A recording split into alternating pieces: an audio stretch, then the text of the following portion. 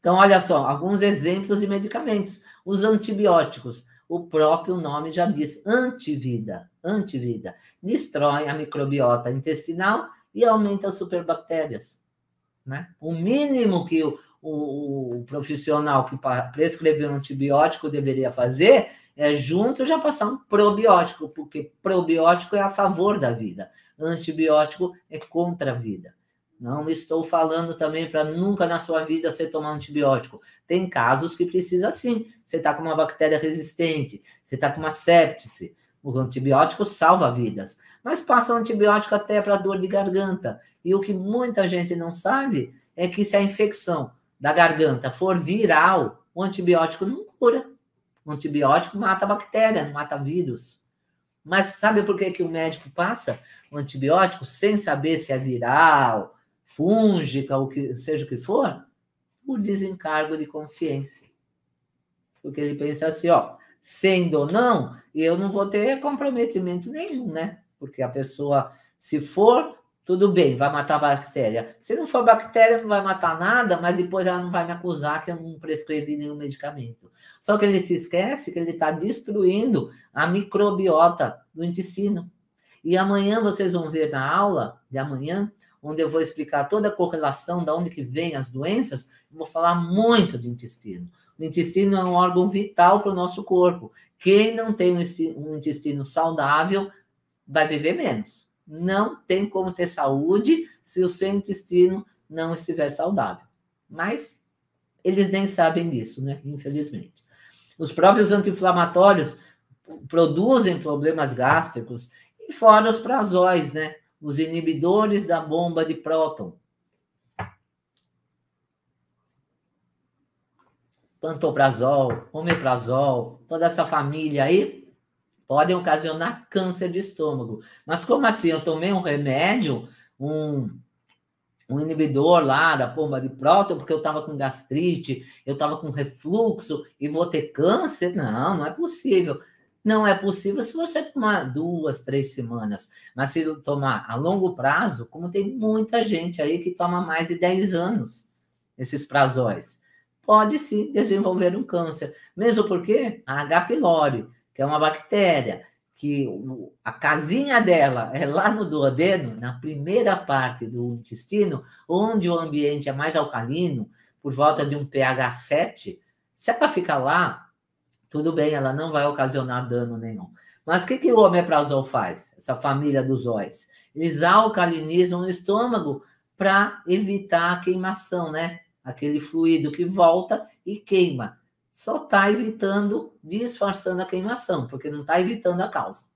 Continua refluindo, porque não tem ácido suficiente no estômago, só que como alcalinizou um pouquinho, a pessoa já não sente mais. Mas tem o problema da bactéria, do H. pylori, vir subir aqui para o estômago, se agarrar na parede do estômago, e tem algumas, não todas, mas algumas H. pylori são extremamente agressivas.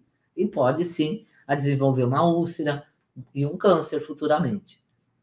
Outra coisa, como que uma pessoa vai ter saúde se não tem digestão?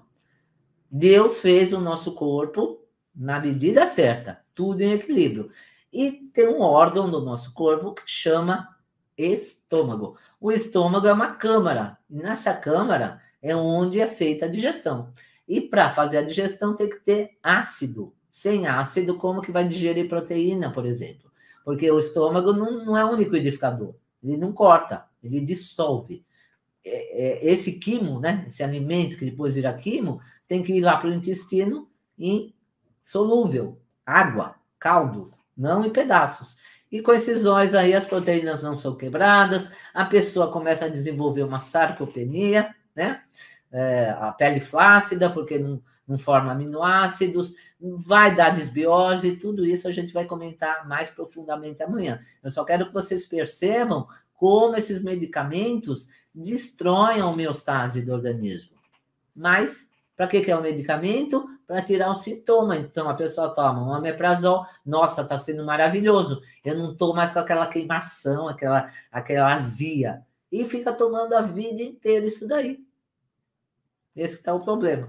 O antibiótico, a mesma coisa, vai lá para o destrói, mata bactérias boas do intestino, e os anti-inflamatórios inflamam. O antidepressivo causa depressão. Sabia disso? Então, tudo que é seria, né, para sarar, pelo contrário, tá? O antidepressivo causa demência a longo prazo. E como diz, né, como dizia Oliver Holmes, ele tem uma frase muito legal, né? Que se todos os medicamentos fossem jogados ao mar, seria melhor para a humanidade, porque a gente ia se livrar desse veneno. Mas, coitado dos peixes, né? Seria pior para eles, porque ia matar os peixes também. Então, como eu falei, a medicina alopata, ela é maravilhosa, né? Ainda mais a brasileira, uma das melhores, como a odontologia brasileira é uma das melhores, para traumas, cirurgias, doenças infecciosas. Então, a pessoa sofre um acidente.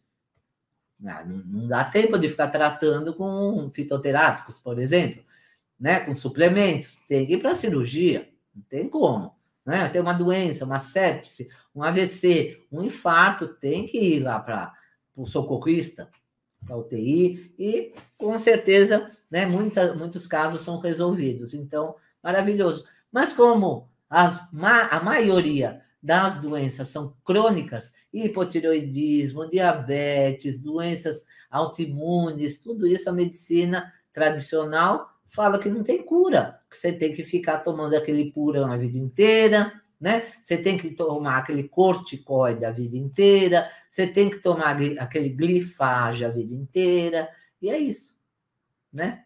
E vai cair naquela cascata inflamatória lá, inflamando o fígado, intestino, rins, estômago, né? E com isso espalha pelo corpo inteiro. Bom, a gente já falou meio mal, né, na medicina alopata, mas não é falar mal, falamos a verdade. Vamos falar um pouquinho agora da medicina da saúde, que é a nossa linha integrativa. Quais são os pilares que sustentam, que dão base para a medicina integrativa ou saúde, né? Quando eu falo medicina, é a saúde em geral, a integrativa funcional. Então, não é só o físico, como a ONU, né, fala, né? Fala o físico, o mental, mas nós temos o físico, temos a Organização Mundial da Saúde, né? Falei, ONU.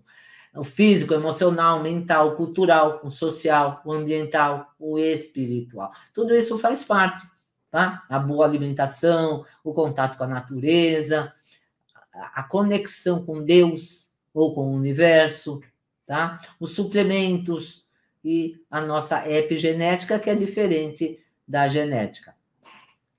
OMS, tá? Desculpa, eu falei ONU, Organização Mundial de Saúde, OMS. Então, o nosso corpo, nós temos que, principalmente, né, e a princípio de tudo, enxergar como uma engrenagem. O corpo funciona como uma engrenagem, onde um órgão tem relação com o outro. É igual o relógio, né? O relógio, às vezes, quebra por uma pecinha aqui, né?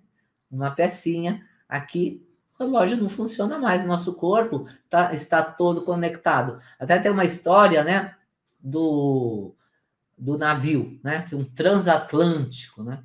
E quebrou esse navio, né? Parou lá no meio do mar, o capitão ficou desesperado, aí mandaram chamar lá um mecânico.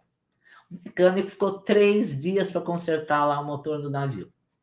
E mexe daqui, mexe de lá, e chama ajudante, e não sei o quê. Enfim, não conseguiu consertar.